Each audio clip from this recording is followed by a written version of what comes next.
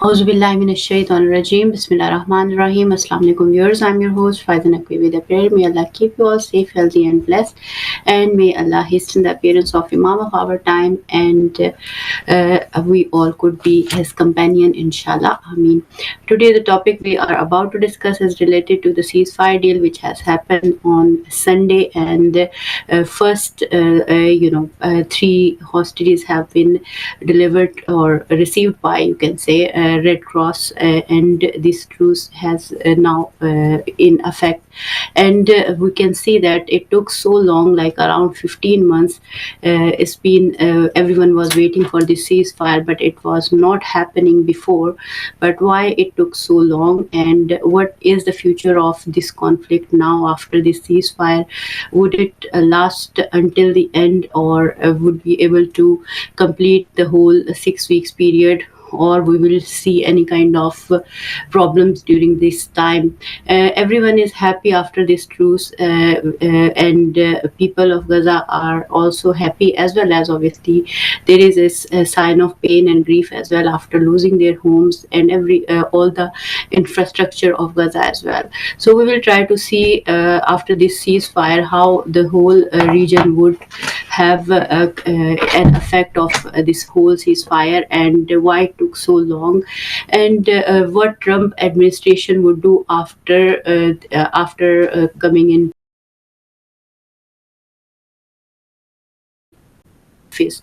So see in it in different as dimensions. We do have very respectable guests with us. We do have Sister Bathy with us, who is analyst and activist, and we do have Sayyid Zain with us as well, who is also an analyst, and hopefully we will have Marcus with us soon as well. Assalamu alaikum, and thank you so much for joining us today.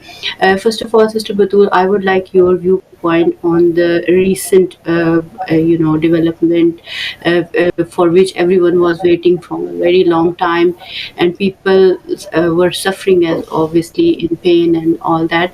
So what are your thoughts on this whole deal which has happened on Sunday, and what kind of consequences we would be able to see after this deal? Right, thank you very much, and wa alaikum assalam alaikum.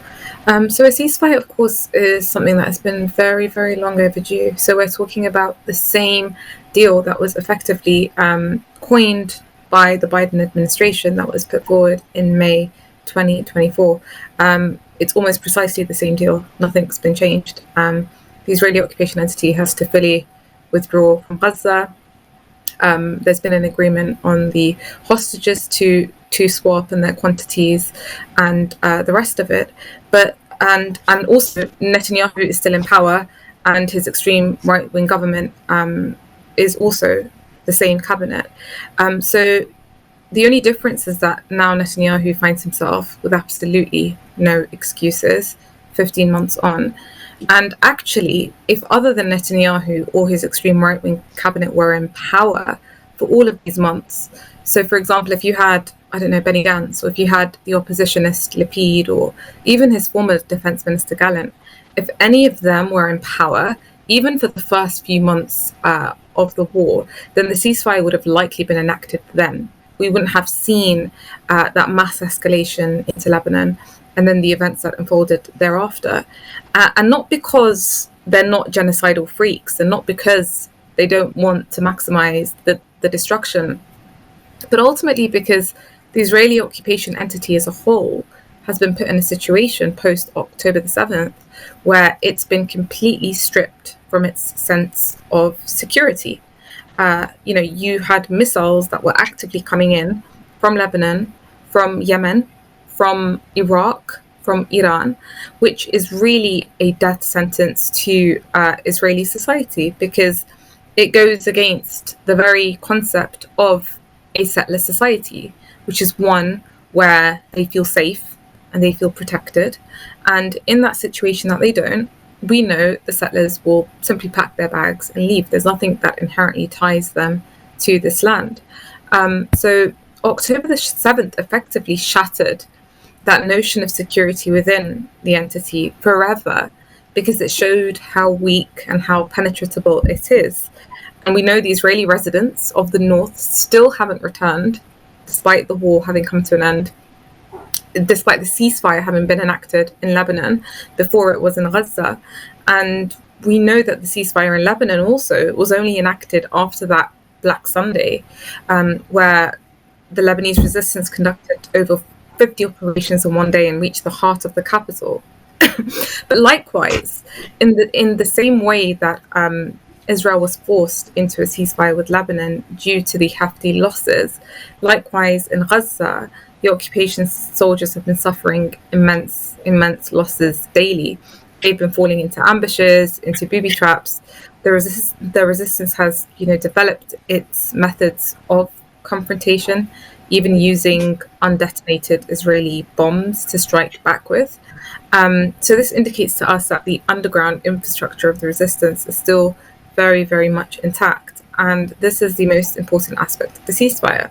That is the failure on Israel's part to finish off the resistance in Gaza, and being forced to accept that same deal that they did not want to achieve in May 2024. And they kept talking about this idea of complete victory and finishing the resistance off, and the resistance not consolidating itself in Gaza. But what images do we see today from Gaza? We see the Hassan brigades filled across the strip, to much of the dismay and the anger of the Israeli commentators and analysts, who are claiming, how is this possible? Where is this complete victory that Netanyahu promised us with? Where is the elimination of the resistance? Literally on the day of the ceasefire, they see them, storming across all of Gaza, coming from the holes that they were under the ground.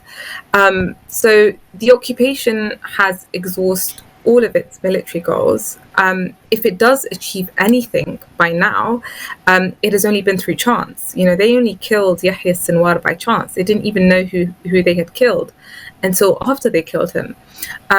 Israel failed to release the hostages through war, in addition to the American ones, and that has only exacerbated the internal contradictions within the entity. So really, it's gotten to a stage where the war has to come to an end before Trump's ascension.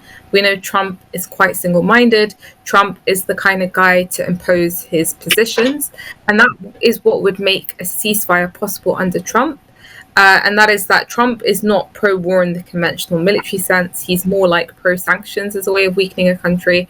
And Trump is the kind of man that would want some kind of stability and an end to the wars as he embarks on his presidency. And he would want to turn a new page. And I think Trump's also aware of the fact that 10 million electoral gap between him and Kamala has something to do with those who defected from the Dems in protest of the Gaza war. So it's gotten to a point where it's just dragged for way too long. And effectively what's been shown to us is that America is the one that's been calling the shots, because this is America's deal. America put it forward in May 2024. America decided to not force Israel to abide by that deal then, which meant that it was okay with the continuation of the war. All of the bombs were American-made bombs. Israel received strong intelligence support from America in the more heavy and security-based operations. And when America wants to, it's decided to impose an end to this war and the ceasefire. So really and truly, it's America that's been calling the shots all of the way. Thank you, Sister Batul, for sharing the viewpoint you have on this important issue. So it's the America which was stopping it, and now it has, obviously Trump wanted to do this deal to be successful, to have it a successful deal before he would start his office. So now it's happening now in Gaza. So Zain, what are your thoughts on what Sister said, and what would you like to share about the incident, you can say not incident, but the resignation by official, or security official, national security official of Israel, who is Ben Gvir, who gave his resignation after calling this deal as reckless deal, and they thought obviously it's not going to serve the purpose they wanted to have. And before when Trump won the election, he said like he would make hell to the Gaza, obviously, if all the hostages have not been returned. So hell. For past 15 months they were still in hell, the people of Gaza were still in hell. So what do you think after like this truce, Trump do or achieve or would like to attain, and where do you see the situation of Israel now, like at this moment? Because when Trump administration said you have to do this deal, you have to, then how do you see this the whole situation, especially of the Israel situation, if you would like to comment on that? Thank you very much. Thank you for having me, and it's a pleasure to share my views on this important topic. As Sister said, obviously, one thing which can be predicted for Trump is that he's really unpredictable. I cannot see it very smooth for the Palestinian. Trump has multiple phases. Once we have seen him by ending the war, like Afghanistan war, and obviously the other phase is canceling the 5+1 Iranian nuclear deal. So, and personally, I'm not very much hopeful about the future of this deal to be preserved as it is. It is seen now, but they are. I mean, it's very easy for them to just peel out the deal and at any point just start it again. Specifically, I'm referring to the last day comment of Netanyahu about the Philadelphia corridor. He openly claimed that we'll leave the corridor and will increase the number of Israeli troops there. I've read somewhere that Qatar summoned the Israeli uh, people for this comment, and obviously it's against the deal, against the spirit of deal. If they are not leaving the corridor or not leaving the space, then how could be it move? So I personally, I'm not very much hopeful about the future of this deal, specifically for the second and third stage. First stage, Israel is concerned about the hostages and the building pressure from within the Israel and obviously from the America that they cannot release the hostages. So obviously it was a big pressure on them. But after the release of all 34 hostages, and Israel just had to a number of Palestinian prisoners, and that's it. Obviously, they will leave the main spaces of Palestine, but if we are concerned about the second stage of the deal, details are not yet clear. And specifically for the third stage, I remember about the three-step solution presented by the Elon Musk while he was visiting Israel after the October 7th and this war was started. He suggested a three-step solution. The first one was eliminate for them, the hostile members or the Hamas members, simply to eliminate a lot of personnel who wanted to kill people, according to him. The second step was to reform the education system, and the third step was about prosperity through the economic system. So this deal somehow looks like that they are moving in the same direction. Like they have officially killed a huge number of Palestinians, as they claim that they have damaged Hamas. Obviously, something has been done, but the main thing is they want to control this. They want the control of this region to be handed over to some sort of different people who don't believe in jihad, who don't believe in freedom, who are some sort of political people like they are doing in the West Bank, or so that they can reduce the threat and make Israel more stable and safe. So this would be main concern, and I'm afraid that at this stage we are unaware of any guarantees from Israel or US about this stage. So there are verbal guarantees, and we all know that they are. It's for them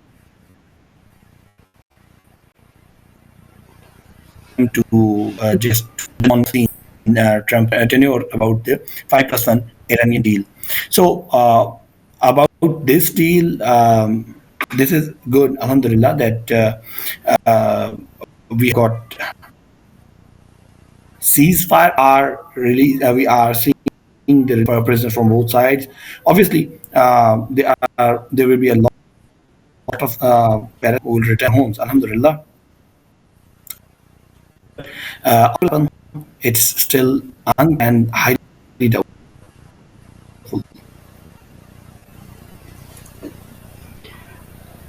Thank you, Zain. Sister Batul, what are your thoughts? Because these kind of ceasefire has happened previously in 2012 and 2014 as well.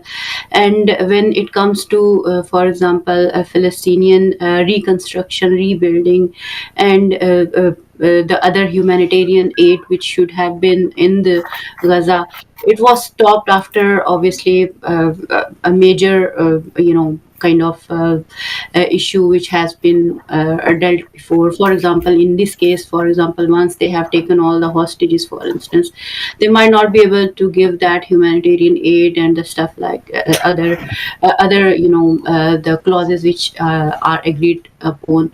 So what are your thoughts on that? Do you see that is going to happen, or how successful it might be in future, and what kind of future do we see for the people of Gaza? And because at the moment it's a kind of sigh of relief for them, even though until this deal has had taken effect, everyone, the Israelis were obviously striking Gaza again and again. So how do you see this is going to happen? Do you see that it would be able to complete all the clauses and would be able to fulfill the promises they have in that deed of agreement?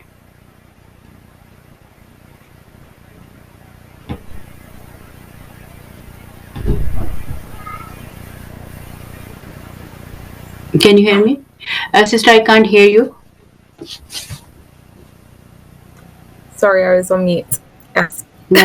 Sorry. So yes, I was mentioning how the humanitarian aid, I think, is more of the minor issue, because if we're talking about America being able to impose the ceasefire deal against Netanyahu and his government's will, then to allow humanitarian aid through, I think, especially given that we're at a stage right now, and this is very important to mention, that 15 months on, the world is at a completely different stage of understanding and awareness in terms of the plight of the Palestinians, and in terms of the general rhetoric amongst the mass populations globally and even in the West. It's an understanding that the ceasefire is the first step, but is by no means, the last. It's the first step in basically the restoration of justice for the Palestinians, and that is to get firstly the war to come to a halt and to allow the people to return back to their basically destroyed lands. But in terms of governance, which is more of kind of like the crucial question of how would Gaza be administered, in reality there is no alternative ready to sit in the position of the Gazan resistance, nor would the Gazan resistance Hamas accept this. Why? Because it's still very strong internally and was not broken militarily for it to withdraw. And nor does America, nor does Israel itself, and nor do the Arabs have any other alternative to the Gazan resistance being in power. The PA, the Palestinian Authority, is probably the nearest that Israel could accept, but even Israel has made it clear that they don't even want them in power in Gaza. But obviously that's all just talks, because it's not grounded in reality. The military power balance is what imposes itself on the political scene as well. Gaza was ruled by the resistance pre-October the 7th, and its support has even been greater during these 15 months. It's very much been vindicated. The concept of resistance is something that is seen as there is no other way, basically, moving forward but resistance. So that consensus, that mass consensus, and that strengthening of the consensus from the people of Gaza is perhaps the most important component, because for any system of governance to be stable, it needs to be rooted in the people and it needs to be supported by the people. But of course, the Gazan resistance's governance is something that is rejected by America, is rejected by the Israeli occupation entity, and theoretically is a recipe for the return to war, given they don't want the resistance to re-control. But at the same time, crucially, the Americans have no other clear choice, between, the Israelis directly deciding to occupy Gaza or a ceasefire, between the population transfer of Palestinians to the Sinai or a ceasefire. We know the ceasefire doesn't allow for Israel to continue occupying Gaza, nor is it able on the ground to. I think that's the key. If Israel breaks the terms and conditions of the ceasefire and decides to re-enter Gaza, the resistance is going to come back at them again in full swing. And so you will be talking about the breaking of the ceasefire from Israel's side, and then the resistance responding to that. And then you're talking about the reculmination of the hostilities, which is something that America doesn't want, that Trump specifically doesn't want. And I think the difference between Trump and the deep state here is that Trump is more, Trump, I think, is less lenient with Israel in this sense. Like, he's more got his own way of doing things, and everyone around him has to submit to his way of doing things. And if you don't want to do it his way, he'll get into a real arm wrestle with you, and he'll win. So he'll remove you from positions of power if you're in his cabinet or his government. And if you're someone like Netanyahu, he will force you, and he'll take a big dig at you and take measures that you wouldn't want. So someone like Netanyahu treads very carefully around Trump and is very much like a yes sir around Trump. That's the way Netanyahu is forced to act due to Trump's personality. And so it's important to mention that not only does the ceasefire not allow Israel to reoccupy, but it's not something that is possible to achieve on the ground. Can we expect targeted security operations in Gaza against the resistance? Possibly, in the same way that's happening in Lebanon right now. In the same way that right now in Lebanon, you still hear Israeli drones flying across the south. You still occasionally hear Israeli drones in the Dahir area. There's been sporadic bombings in the south during the 6-day period in which Israel basically has to withdraw. So the idea is that by 60 days, which is coming up very soon, since the ceasefire was announced on the 27th of November in Lebanon, Israel has 60 days to essentially withdraw completely. But Israel has been breaking those violations repeatedly. So of course, no one expects Israel to follow the protocols of the ceasefire and to not strike sensitive strategic locations. But the resistance is also there. And if Israel decides to break the ceasefire, it's only giving ammunition for the resistance to respond to the breaking of the ceasefire, essentially. So I think that's important for us to mention. But I don't think humanitarian aid will be as much of an issue as much as it would be Israel moving forward, not following the protocols of the ceasefire in terms of striking back. But I think Israel's overall focus, Gaza has been tried and tested territory. It hasn't been able to consolidate anything on the ground. Lebanon has been tried and tested territory. So Israel is unlikely to even have the appetite to return to war in any one of those two fronts. I think Israel will see its opportunity now moving forward to crack down more in the West Bank. So we can expect to see more of an escalation there. I think, especially given that they feel more threatened. Israel as a whole feels more threatened with the resistance movements on the ground in the West Bank, given the West Bank is a much, much larger landmass and it has much stronger implications on 1948 occupied territories. If the resistance does manage to strengthen itself even further, and because ultimately it's easier for Israel to operate there because they have all of their PA, Palestinian Authority collaborator networks that can help them in hatching out the resistance. So they consider that an easier front. But of course, what Israel doesn't realize is that more occupations and more aggression and more clamping down only just, further birth the resistance. But all in all, when we're talking about the implications of defeat in the end of this war that we're seeing in Gaza, it's important to mention how Trump, he hastened to announce the war's end before its official declaration, and Trump even put forward this ceasefire as an achievement, which tells us that in all of this, this whole war has been viewed by America as a burden, as undesirable. Its own conclusion is viewed as an accomplishment. And Trump has kind of sought to distance himself from this war, from Netanyahu, before assuming office, to avoid even being associated with it. And all of this tells us that actually the Gaza war has become a huge source of burden, a huge source of shame for its supporters and its advocates.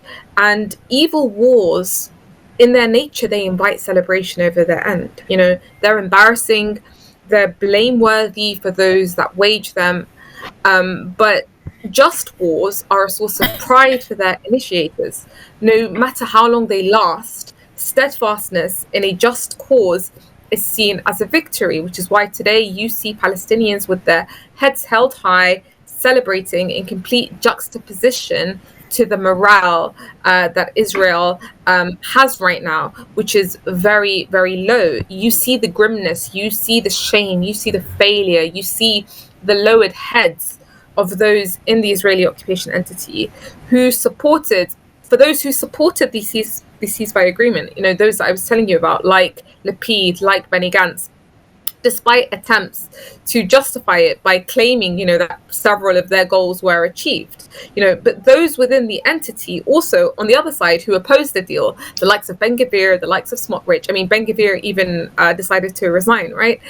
Those opposed to the deal, on the other hand, are describing it as completely disgraceful, as completely shameful. So the meaning of military victory for Israel in all of this would have meant achieving its objectives without the need for a deal. That's what Israel meant when it said, or that's what Netanyahu meant when he said, we're going for a complete victory. There shouldn't have been a need for a deal in the first place. It's like Israel would defeat Hamas on the ground and then it would reoccupy Gaza. But the very fact that it was forced into a deal in Lebanon, it was forced into a deal in Gaza, signifies the resistance's victory that was not defeated, it was not surrendered, and that forced the deal. And we saw this also in Khalil al-Hayya's announcement. That kind of symbolized the victory for the whole of the resistance axis. But he's the unofficial leader of the Palestinian resistance.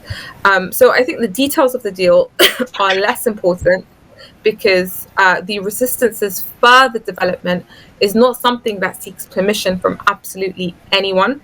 Historical and contemporary examples and experiences prove to us that the resistance is stronger than the ability of its enemy to dismantle it, despite all of their attempts.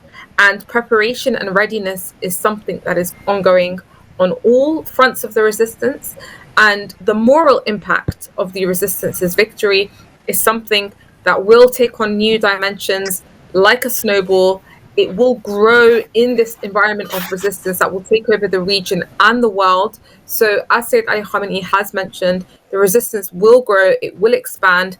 Thousands from the resistance's environment are ready to join if mobilized effectively. And I think all governments linked to the West will slow down normalization efforts and not increase it, because the West right now will take into account the war's results. It will take into account Israel's failures, Israel's inability to dismantle the resistance when they decide to shape their policies. This whole past 15 months has represented a failure for Israel and the collective West. Whilst the resistances in Gaza, in Lebanon, in Yemen, they remain strong, renewed in terms of their manpower, in terms of their equipment, infrastructure, combat expertise. So even if the Israeli occupation entity's transgressions continue post-ceasefire, that will not change any reality on the ground. It's the moral spirit that has always outweighed the material capabilities when we evaluate the battle's results. And it's the moral spirit that has enabled the resistance to persevere, to innovate, and to effectively triumph. This is what we've seen happening. Thank you, Sister Batul. It's really true. Like, how do you see Zen? What Sister Batul has mentioned, that obviously, and we have seen Blinken saying that Hamas has recruited more than, I think so, 23,000, something like that. The more recruits have been done over there as well. So, how do you see the kind of opportunity for the people who were fighting on that in that regard, like people especially in Hamas, because they couldn't finish Hamas or Qassam brigade, and they couldn't achieve any kind of war goals they had. So how do you see the situation going as an opportunity for the excess of resistance, for instance? And obviously it will be kind of it will be a moment of kind of pause and maybe a little bit of peace or relief for them as well after a continuation of a long war.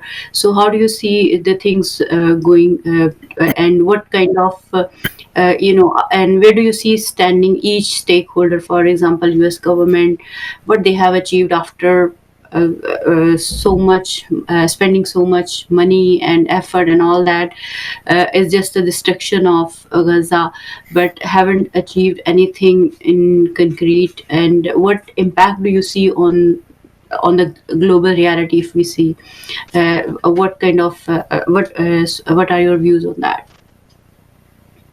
Well, I think the footages which are coming today are quite evident of what had happened to the Hamas. I mean, the recruitment is a word for it. There are a lot of support which has increased for the Hamas and all the fighters or all the resistance forces.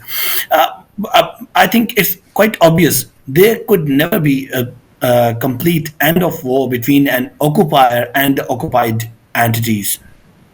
I mean, I don't expect to long ceasefire or end of the war. It could not happen until the freedom of the Palestine. Obviously, we believe in the same situation, and obviously, Palestinians are very clear in their motives. They have repeatedly announced it. Similarly, on the other end, the Zionist state is not going to leave Gaza as a symbol of threat and which may challenge the settlement and the peace of Israel, obviously. So this is a temporary phase, and obviously we know that both ends are just relieving themselves for the more preparation. Alhamdulillah, this time, as they were announced, they have announced before on the October 7th that we are ending it once forever. But it didn't happen, alhamdulillah, and we have seen that the more resistance forces have entered into the ground. We have seen Yemen, we have seen Iraq, we have seen obviously Iranian attacks, and it was I don't think it happened before. So it was unexpected, Israel, and that make it to kneel down for the peace deal. Obviously, the second more important problem was the hostages. They cannot make them release by force, so they have to accept it. About the Trump, on one side we have seen he's in the deal. On the other side, the number of appointments which he has made, like Pete Hegseth, David Friedman, and Mike Huckabee, but they all are openly supporting, staunch supporter of Israel. So I don't think that we can rely on this fact that the Trump will not go for the war again. Trump has to leave the legacy about the deal of the century, which he was pursuing before in his previous tenure. This war has ended many such projects, alhamdulillah. Normalization of Arab states with Israel, deal of the century, Indian Saudi Arabia pipeline project, which was again a big project for the region, for obviously for Israel and for its allied state. So it all has ended by this war, and it will at least it has slowed down with the it has got a major blow. So now I believe they will work again to make the deal of the century successful again. They will try to move to convince Egypt, which is not being done yet, alhamdulillah. The second thing is in the previous 22 days war, I believe Errol Sharon has written an article about the humanitarian aid, and he emphasized that the aid should be distributed by the forces which are against Hamas. That was again a political move to defame the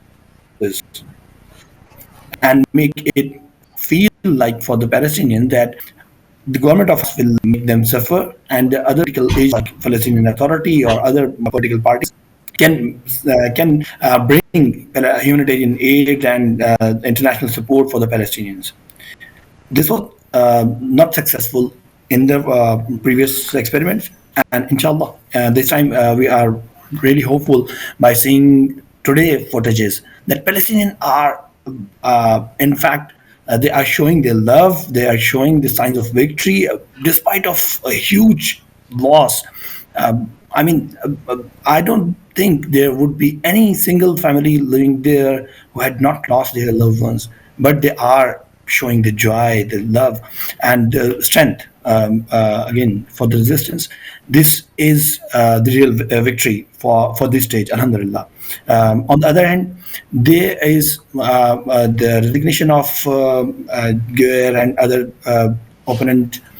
There is a political move to pressurize Netanyahu to not move backward in the face of Trump's, obligations. And I believe there would be some good news from the Trump side because of his recent comments about the allied NATO states like Canada, Panama. So there is obvious threatening for the Europe. Also, Europe is divided on the international court's decision about Netanyahu and his cabinet. So we are foreseeing the future, alhamdulillah, as we are hopeful for the breaking of collective West, and the will of the collective West to emphasize and to colonize the more and more region. Once we can, we can feel the, within the collective West and within the Israeli entity, and this is the real hope for Palestinian people. Thank you. Zain, Sister Batul, before you leave, what are your thoughts on the whole situation? Because when we look at the whole situation, so what do you see future is holding for the people of Gaza? Because, apparently they are facing hell from especially past 15 months and for previous timings as well.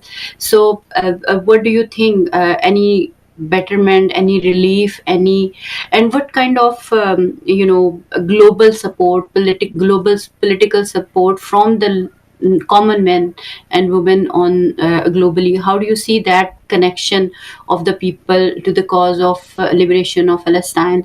What are your thoughts on global change which has happened so far, and what do you think it would how it would impact on different governments which are protecting Israel and the goals of US through Israel, and a kind of arm sending to Israel?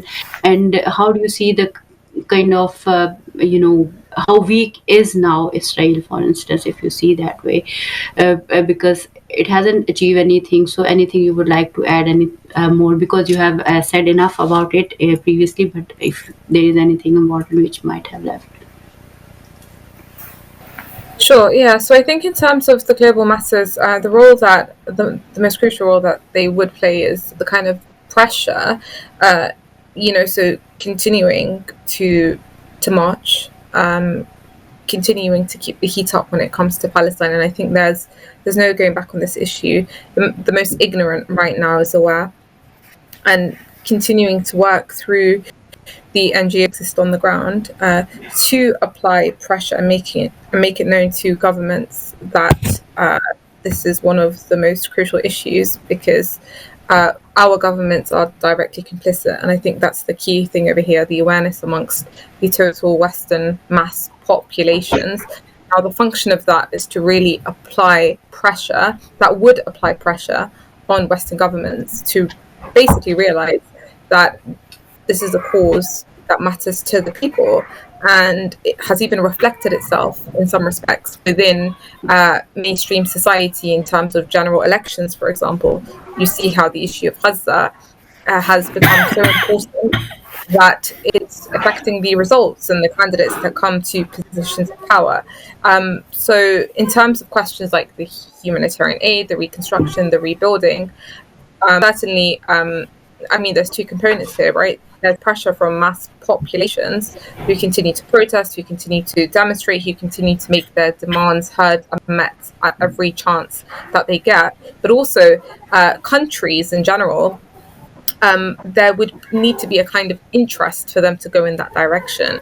So governments that want to appease to their mass populations, for example, or want to clear their name, for example, in certain ways, might want to now rush. And I think this would particularly be the Arab governments like the UAE, for example, like Saudi. They will come forward and, especially given that they are drenched in complicity when it comes to Israel, they would now want to come forward and clear their name by, bringing companies that will take part in reconstruction efforts and investments. So from an investment perspective, of course, the motivation would be purely driven by capitalism, but they would paint it in that kind of way of like, we want to give the humanitarian aspect of support. And even America spoke about, Turkey and Arab countries. This was several months ago. This was early last year, about how they will be kind of leading the efforts for reconstruction, how it would be the UAE and the Gulf countries. So that gives you an idea that America's the one that drops the bombs, and then it expects its slaves in the Arab regimes to be the ones to come to the support of Gaza and reconstruction. In terms of Israel moving forward and the question of the military and the power balance, most likely it's the internal contradictions in Israel that will bring Netanyahu down, especially his extreme right wing in power. That balance is easier to contain during war. It's much more difficult after war. Trump is less unconditional to Israel than the American deep state is. Trump is happy with changing the maps if Israel is able to on the ground, and he'll consolidate those wins. So, for example, Israel has went into Syria. It's occupied twice the landmass of Gaza in the Golan Heights. Fine. Trump is happy to have that. But where Israel's not doing well, where Israel is failing, Trump is less forgiving. Trump is someone who likes the powerful players, who doesn't acknowledge the weak. So Israel in these past 15 months has proven that it's not up to the task of effectively fulfilling the functional role for which it was created. And what was Israel created to do? Israel was created to successfully defeat any movement in the region that resists Western hegemony. It's not managed to do that in Lebanon. It's not managed to do that in Gaza. It's not managed to do that anywhere where there's resistance to the Western project. Israel has not managed to defeat it. If Israel went into Syria, it was no resistance. So it's important to note that the kind of drunkenness that Netanyahu experienced was only due to the tactical wins he made in Lebanon. There were never any strategic wins or gains, and that was namely related to the killing of the resistance leader.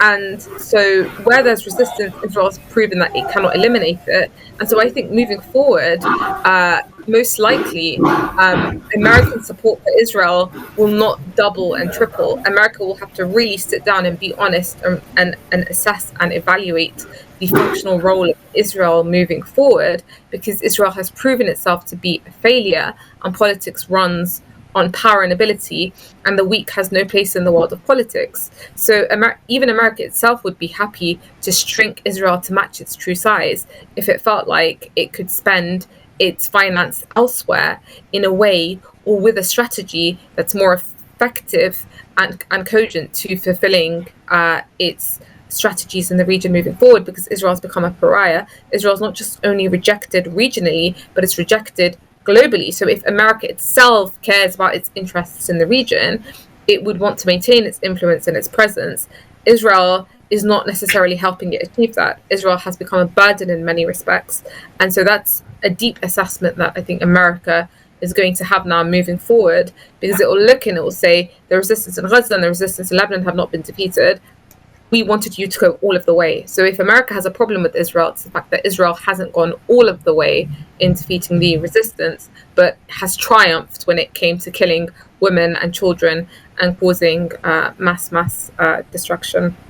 But thank you very much, but I'll have to take you.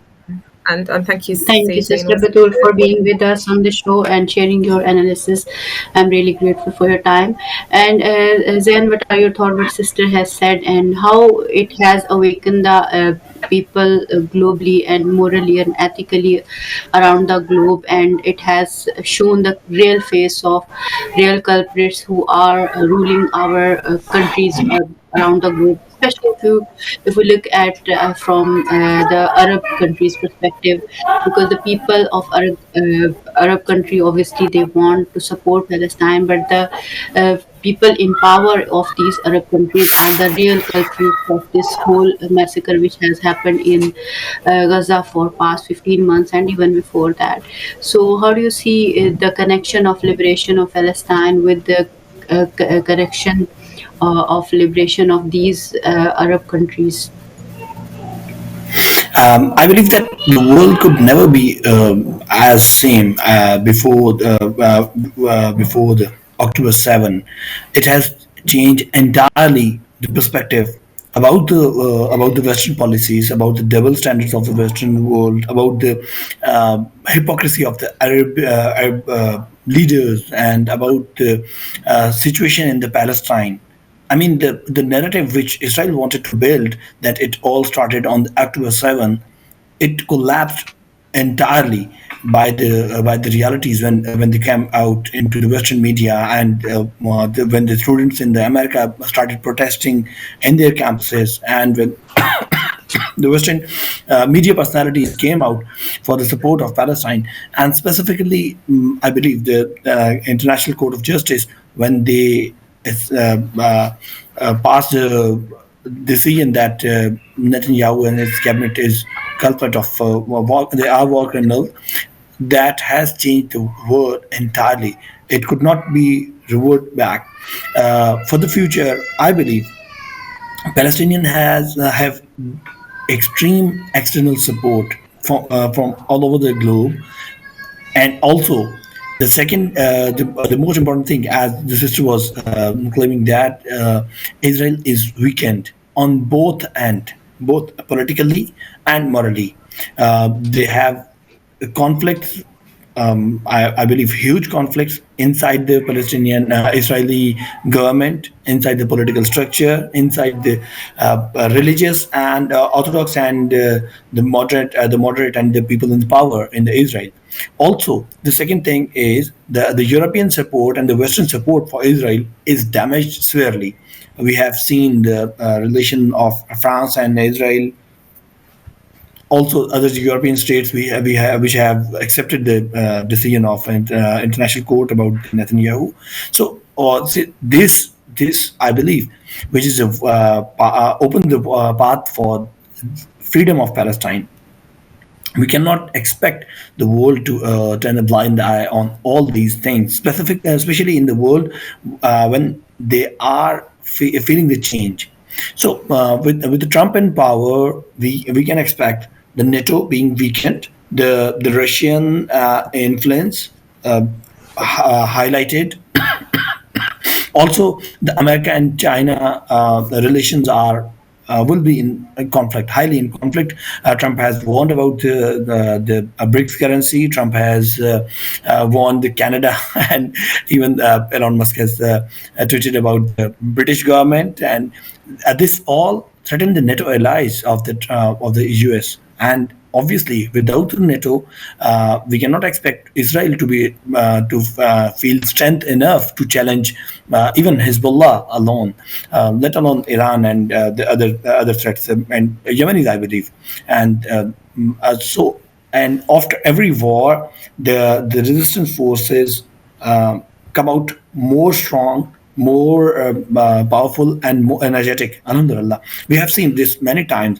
We cannot compare the 2012 war with 2008 war in Gaza. We cannot compare this war with 2012 war. Alhamdulillah, the mass, the use of weapons, the amount of weapons, the quantity and the quality of weapons, and the effectiveness of those weapons were very much increased. We have seen such scenes in this war which are historical, both on the military level, or on the level of personal level. I mean, the courage which Palestinian fighters have shown against the huge army and the huge power, huge fundings of Israeli army are seamless. I mean, we cannot expect with such weather from any other nation in the world. So seen the single-handedly they are bringing out the tanks, they are bringing the whole buildings, they are confronting, like we have seen in the details of the assassination of Shahid Yahya Sinwar, how they had managed to fight for the entire unit with I mean 4 or 5 people, and they keep engaging them for 3 or 4 days. This all was unbelievable. And we hope that this spirit, this moral value, will provide Palestinians more strength for the future, any future conflict, which is unavoidable. I believe it is unavoidable, and it would not take more time to happen again. This is unavoidable, as I have already said. I believe very strongly that there cannot be end of war between the occupier and the occupied entity. They have to decide it sooner or later. So then, what are your thoughts on the, impact of Gaza struggle and their dedication and strength, and after even losing their loved ones, family, and homes, and every single thing they loved, after losing all that, their spirit has not died, as we discussed it earlier as well, and Sister Batul has mentioned as well, and you discussed this as well, that they morally no one could defeat them even now. And how do you see the impact of Gaza on the rest of the Palestine? Who is going to rule, for instance, the people of Palestine? Is either Mahmoud Abbas or Hamas or Israel and America, or the people itself who are living there and sacrificing everything for their own land?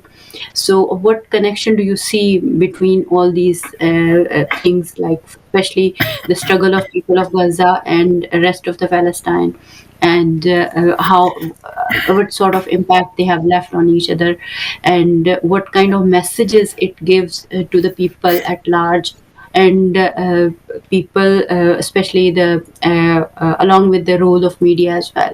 So anything you would like to mention in terms of media role as well on this whole conflict? Because conflict is not going to end. Is this pause might be few days pause or few weeks pause, but it's gonna come back again. But obviously we know it's a momentary pleasure or momentary happiness for them at the moment, but struggle is still ongoing until and unless there is a decisive thing that happens over there. So how do you see this connection of people of Gaza on the world and people of Palestine, rest of the Palestine, and their struggle and dedication? I think I should mention, as you have asked earlier about the Arab people, that we have seen protests in or Jordan, we have seen protests in Oman and different Arab states. Also, this time the situation of Egypt was very different. As we all know that after the fall of President Morsi and the rise of the Sisi regime, Israel.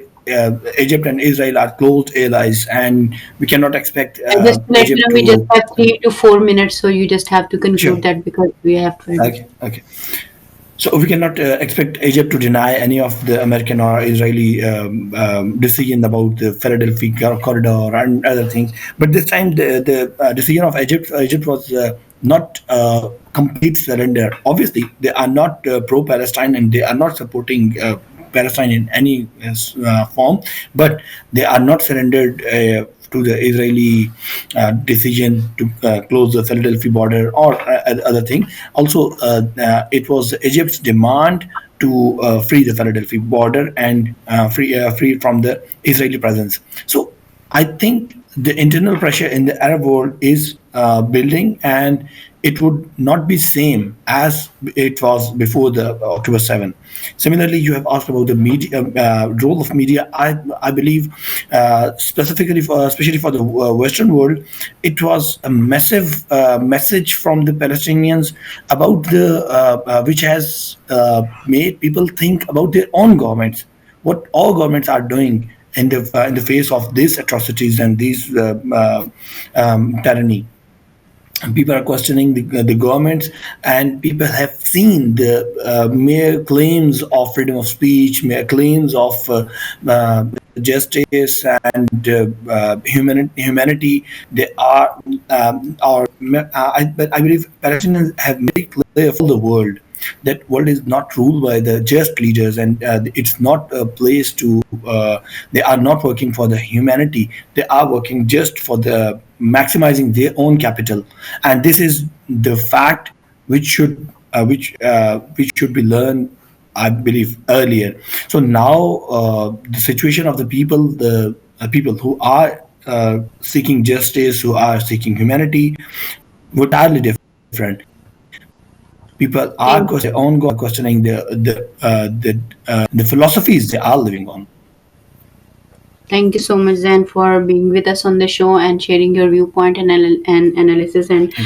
I'm grateful for Sister Batul, who was with us as well. So, to the viewers, I would say this ceasefire is a momentary pause and a sigh of relief for the people of Gaza. Conflict is still ongoing, and the pain and suffering of the people of Gaza is not still ending. It is still ongoing as well. So don't forget to talk about Gaza, their pain and their suffering, and keep exposing the truth. Stand up, stand with the truth, and keep working towards that. So I'll take a leave now, and we'll inshallah see you next week with another topic. Inshallah. Allah Hafiz.